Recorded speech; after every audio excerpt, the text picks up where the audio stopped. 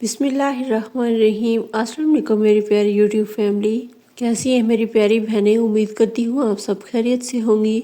रमज़ान मुबारक की आमद है और हम सब बहनों की यही कोशिश होती है कि किचन में कम से कम टाइम स्पेंड हो और ज़्यादा हम अल्लाह रब्बुल इज़्ज़त की इबादत के लिए टाइम निकाल सकें। उसी चीज़ को मद्देनज़र रखते हुए किचन में हम बनाने जा रहे हैं अदरक लहसुन का परफेक्ट पेस्ट। ऐसा पेस्ट जो न सिर्फ खुशबूदार हो बल्कि लंबे अरसे तक ख़राब भी ना हो। अक्सर ऐसा होता है कि हम मेहनत से ना पेस्ट बना लेते हैं लेकिन चंद दिन बाद इसमें ना बदबू आने लगती है या फिर उसका रंग तब्दील हो जाता है और हमें पता भी नहीं चलता कि हमने गलती कहाँ की है।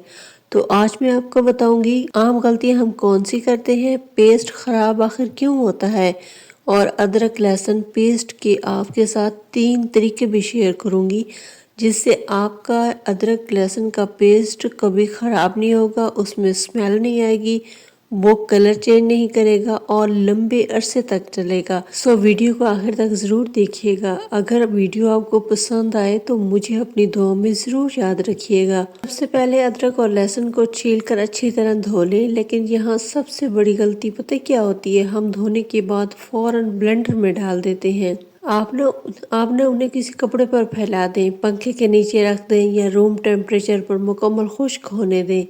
याद रखें नमी बिल्कुल नहीं होनी चाहिए, पानी का एक कतरा भी नहीं होना चाहिए।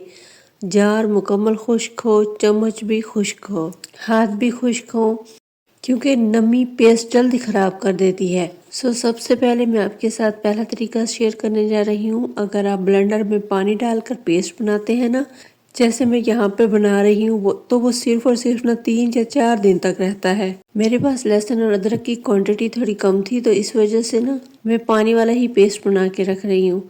ये तरीका उन लोगों के लिए है जो रोज़ ताज़ा पेस्ट बनाना पसंद करते हैं, लेकिन अगर ज़्यादा बनाना है आपने तो ख़राब होने के चांसेस ज़्यादा होते हैं। इसलिए जो मैं आपके साथ सेकंड तरीका शेयर करने वाली हूँ, आप उस तरीके से भी पेस्ट बना सकते हैं। आप लहसुन और अदरक की बराबर मिकदार लें, अच्छी तरह उनको खुश्क करके ब्लेंडर में डाल दें। अब आप इसमें ना खाने का तेल 1 चम्मच डाल दें। आप चाहें तो थोड़ा सा तेल डाल सकते हैं क्योंकि मसाला वैसे भी तेल में पकता है। अगर आप इस तरीके से बनाएंगी तो पेस्ट 2 महीने तक ख़राब नहीं होता। अगर ब्लेंडर रुक जाए तो बंद कर दें, चम्मच से इसको मिक्स करें, फिर दोबारा चलाएं। पेस्ट बिल्कुल स्मूथ होना चाहिए। अब मैं आपके साथ तीसरा तरीका शेयर करने जा रही हूँ जो पानी वाले पेस्ट बनाकर ही तैयार होता है। आप इसे आइस क्यूब ट्रे में जमा लें तो वो भी 2-3 महीने चल जाता है। इस तरीके में भी आपने अदरक और लहसुन को ना बराबर क्वांटिटी में ले लेना है और आपने इसे ना मिक्सर में डाल देना है। यहाँ पे ना आपने थोड़ा सा पानी भी डाल देना है। जब ये ग्राइंड होके पेस्ट बन जाएगा तो आपने इसे ना आइस क्यूब में डाल देना है। अब बाज़ दफ़ा ऐसा होता है कि हम ना सेम इसी आइस क्यूब को उठा के ना फ्रीज़र में रख देते हैं और फ्रीज़र में जो दूसरी चीज़ें पड़ी होती है ना उनमें ना स्मेल पैदा हो जाती है। तो इस वजह से मैं आपके साथ एक बहुत ही सस्ता तरीका शेयर करने जा रही हूँ। आपके घर में जो पहले ही प्लास्टिक के शॉपर मौजूद होते हैं ना, आपने उसी को यूज़ कर लेना है।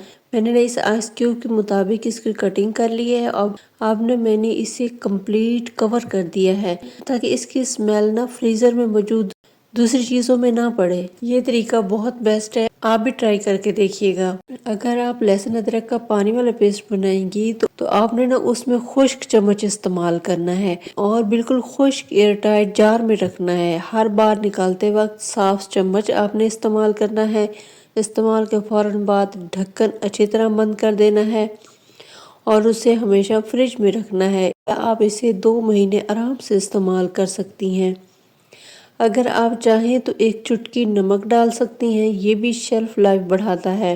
अगर आप इसका रंग बरकरार रखना चाहती हैं तो इसमें थोड़ा सा सिरका ऐड कर दें। ऊपर से एक हल्की सी तेल की तह लगा दें, हवा अंदर नहीं जाएगी। अगर रंग हल्का सब्ज या भूरा होने लगे तो प्यारी बहनों बदबू आए तो फौरन इस्तेमाल बंद कर दें। कभी भी गीला चम्मच जार में ना डालें यही सबसे बड़ी गलती होती है। यहाँ पे कुछ पेस्ट ना आइस क्यूब से ज़्यादा एक्स्ट्रा था तो अब ना मैं इस बॉक्स में रख रही हूँ।